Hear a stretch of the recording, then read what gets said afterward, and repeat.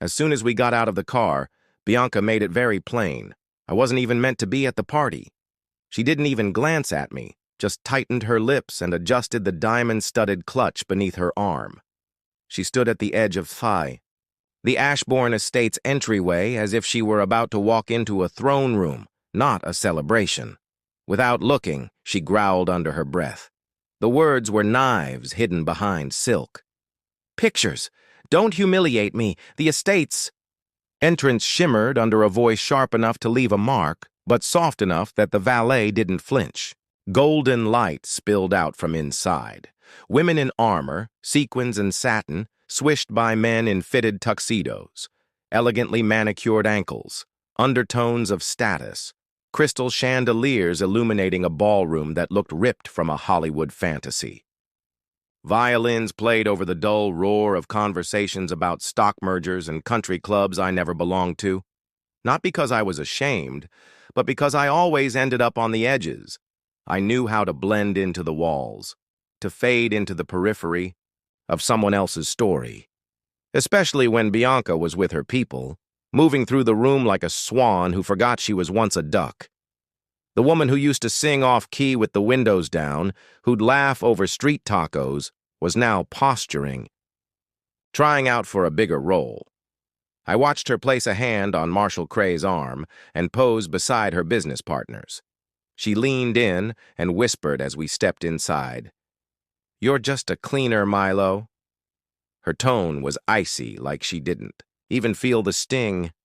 "Let's not pretend you belong in this world." I chuckled, a dry, brief sound that barely made it out of my throat. It wasn't the first time she'd said something like that, but it was the first time she said it, out loud, as if I were just a shadow at her heels. Maybe I had been. Maybe I'd been the silent stand-in, the safe choice, the invisible husband for too long. But that night, something stirred inside me, like the first ripple across still water. I didn't know what it meant yet. So I sipped sparkling water with the waitstaff, pretending I liked being invisible. Then I heard it. A black McLaren 720S rolled up the drive. Its engine roared, slicing through idle chatter like a blade. Heads turned, phones rose, and whispers floated through the air like the purr of an exotic cat. I didn't move. Not at first, but I felt it, a charge in the air, like metal being. Pulled to a magnet, spines straightened. Then he stepped out, a man in a black suit. The car door rose behind him like a curtain.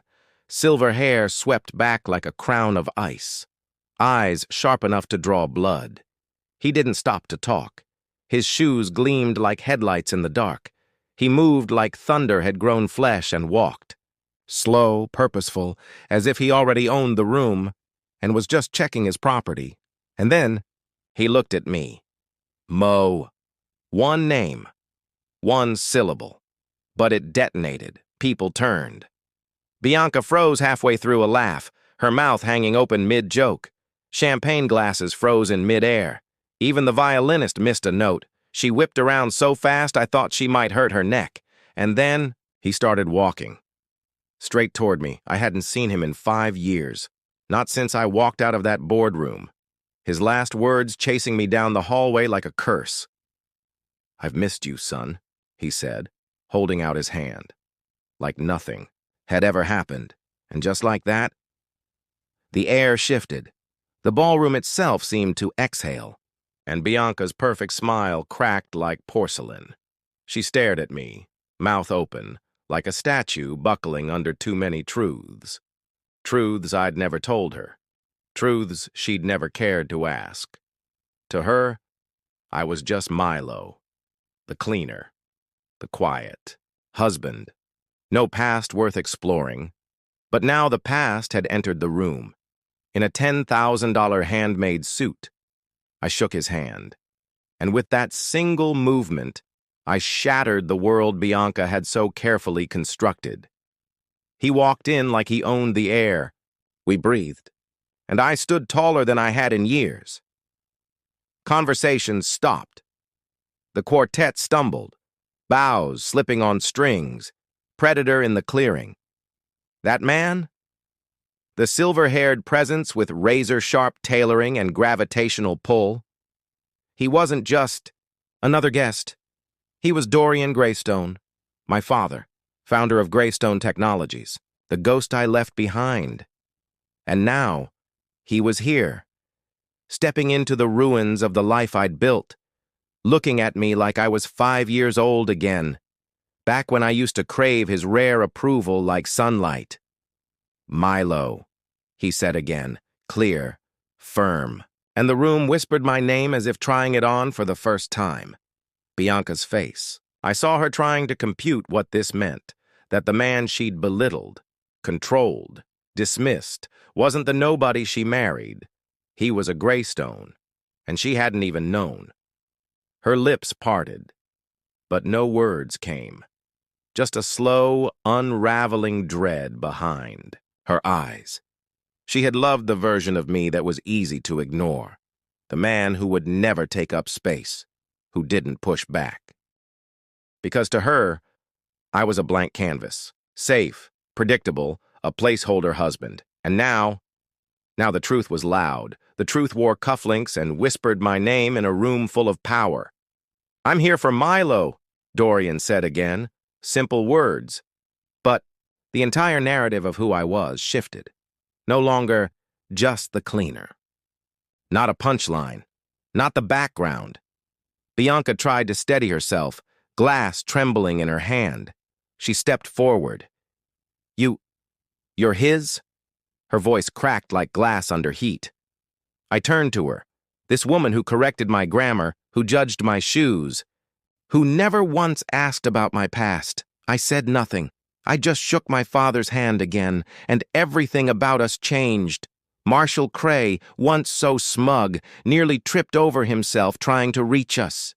"Mr. Greystone, this is an honor, sir." I had no idea. But Dorian didn't even glance his way. "I'm here for Milo," he repeated, and the world shifted. The story in that room, the one Bianca had written, collapsed, and a new one took its place. Milo Greystone, not the cleaner. Used it long before she did, and for some reason, it seemed like the only thing that was sincere here. The bedroom door opened. I didn't turn to see Milo behind me, but she spoke, slowly, in a smooth, practiced tone. However, I could hear the treble beneath her words, even as she tried to play regular and steady herself. I sipped my coffee slowly, before looking over my shoulder to see her standing there, barefoot, with her silk robe tightened.